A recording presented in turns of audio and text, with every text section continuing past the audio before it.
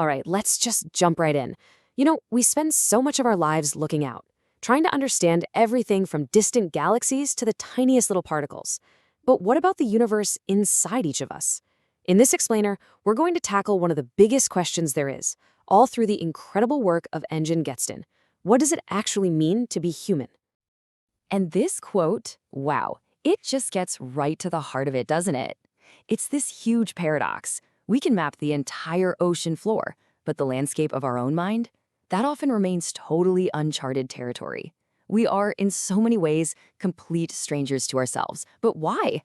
What is it that makes looking inward feel like the most intimidating journey we could possibly take? So, here's the first big idea from Gestalt.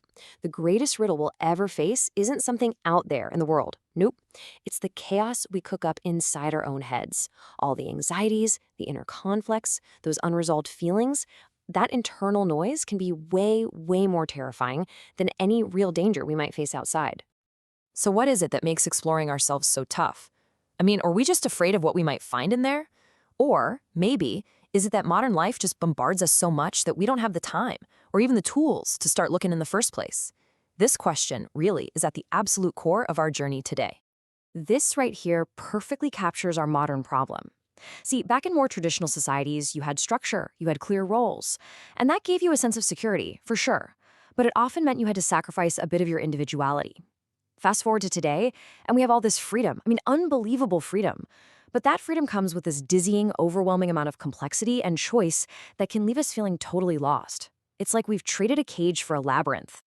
Okay, so to figure out why we feel so lost in this labyrinth, we have to look at two incredibly powerful forces: the modern world that's buzzing all around us, and the childhood that laid the foundation for who we are today. Gestalt has this perfect analogy for modern life. I want you to think of your mind as an electrical circuit in a house. You plug in the fridge, no problem. You plug in the TV, you're good. The washing machine, still fine. But then you add one more thing that draws a lot of power, like an electric heater, and bam, the whole system overloads and the fuse blows. That's our minds. We're constantly at risk of blowing a fuse, just overloaded with information and stimulation until we hit total burnout.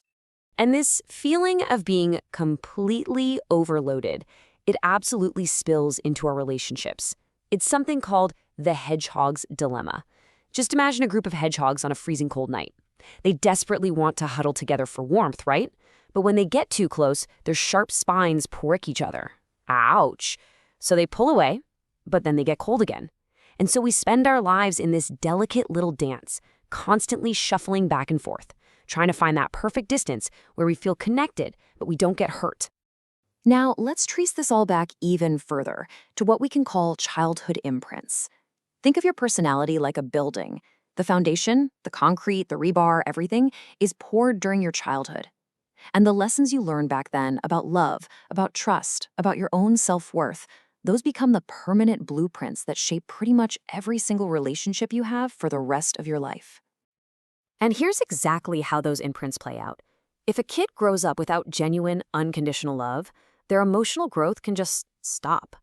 Their sense of self-worth becomes a direct mirror of how their parents saw them.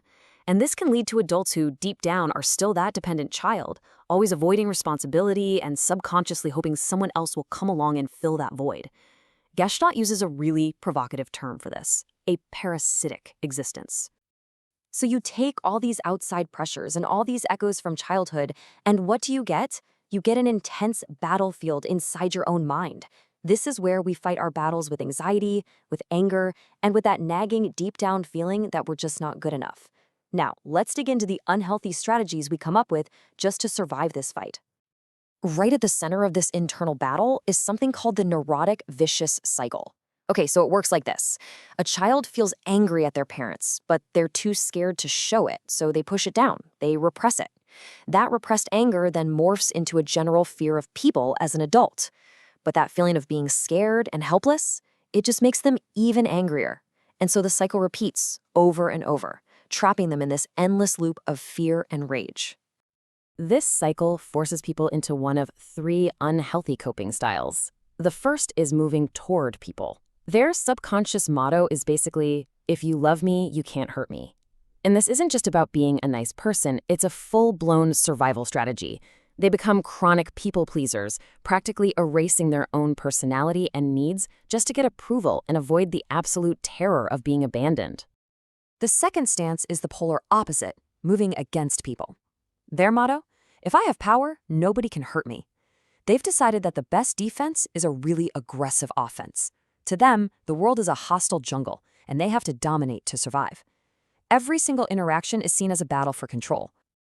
And finally, we have moving away from people. Their strategy is painfully simple. If I just withdraw, then nothing and no one can hurt me. They become absolute masters of detachment, building an invisible fortress around their emotions. For them, safety isn't found in connection or in control. It's found in complete and total isolation. But here's the kicker. This is the most crucial insight of all. These three stances, pleasing people, fighting people, or fleeing from people, they look totally different on the surface, right? But they all grow from the exact same root, a profound, deep-seated feeling of worthlessness. When you don't feel worthy, you literally cannot see other people as your equals.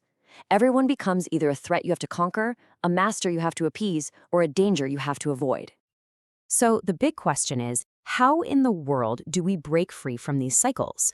Well, this brings us to the most empowering part of Gestalt's work, the art of what he calls living oneself. This is the path out of those automatic, fear-based reactions and into a life of real, genuine authenticity.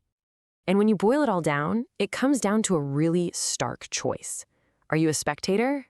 Someone just sitting on the sidelines, watching, judging, criticizing, which Gretan calls a kind of symbolic death. Or are you a participant? Someone who's actively engaged, taking risks, and truly living your life. The question is, are you in the audience or are you on the stage of your own life? And this slide right here maps out that whole journey. It all begins with one single, profound step, taking radical responsibility for your own existence. That means no more blaming your past, no more blaming your parents, no more excuses. When you completely own your life, you achieve true freedom, because you're no longer a victim of your circumstances. And it is only from that place of freedom, where you aren't driven by fear or a need for approval, that you can finally develop the ability to genuinely love yourself and others. But look, this whole journey isn't just some intellectual exercise.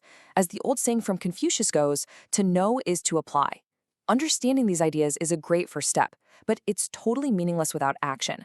The real change, the real transformation happens when we make a conscious choice day after day to live just a little more authentically. And so, that brings us to the final, crucial question, and it's one that only you can answer. When you really look at your own life, at your choices, at your patterns, which role are you playing? Are you watching your life happen from the sidelines, or are you an active, engaged participant in your own story?